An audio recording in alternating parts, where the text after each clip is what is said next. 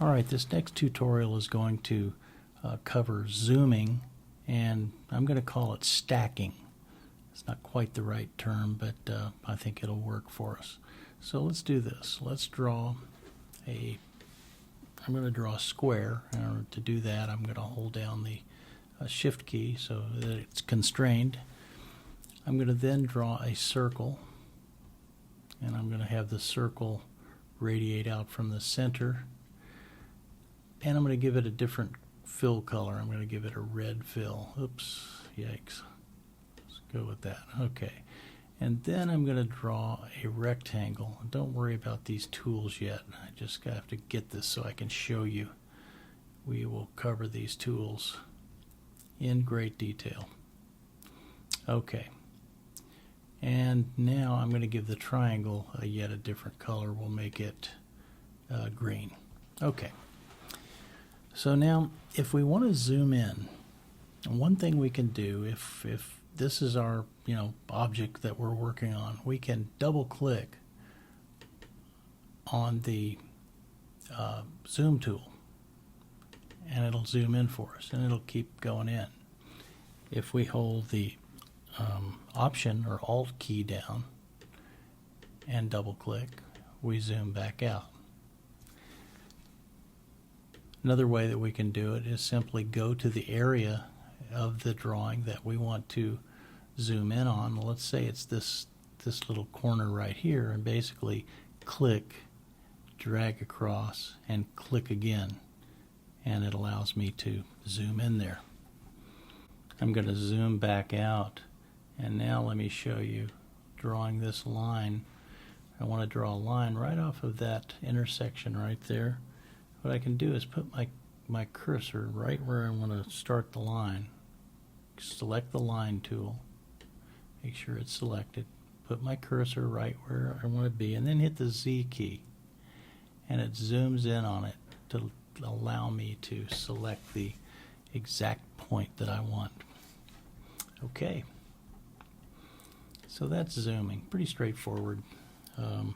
You also have an area up here that shows you how far in you're zoomed.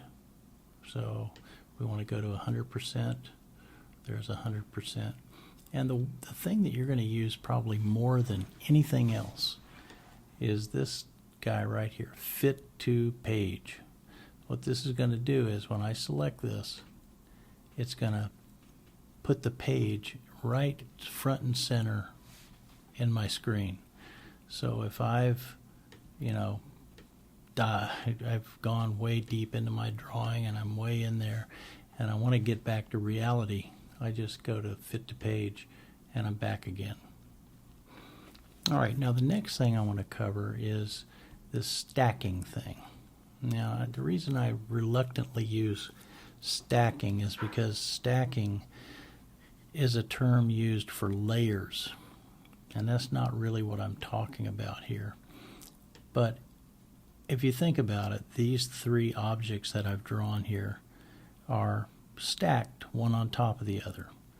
And the way it's stacked right now, the square is on the bottom, the next one up is the circle, and the next one up is the triangle. And we can tell that because of the visibility. What if I select this square and put it on top?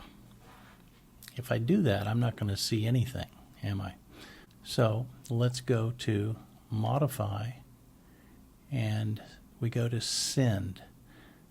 Now we have the square selected, and I said we wanted to put it in front. So look here, it says Send to Front. Okay, let's do that. And look what happens. The stuff underneath it disappeared because it's sitting on top now.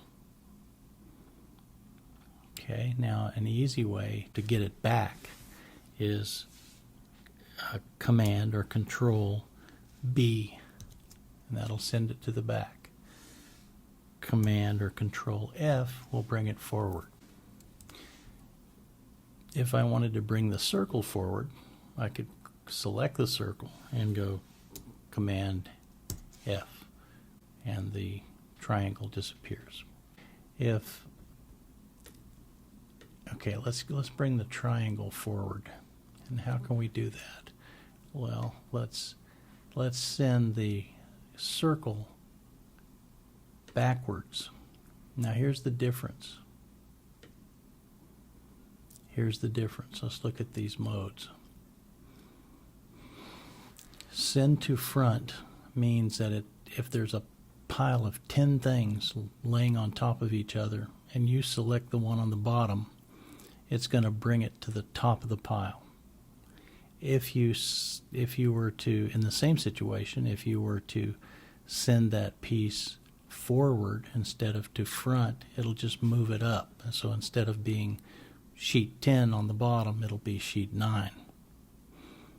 Okay, and the same with send to back. This will send an object all the way to the bottom of the pile. This one will send it back 1. So that's kind of how that works. All right, I think that's enough for that. I'll see you on the next one.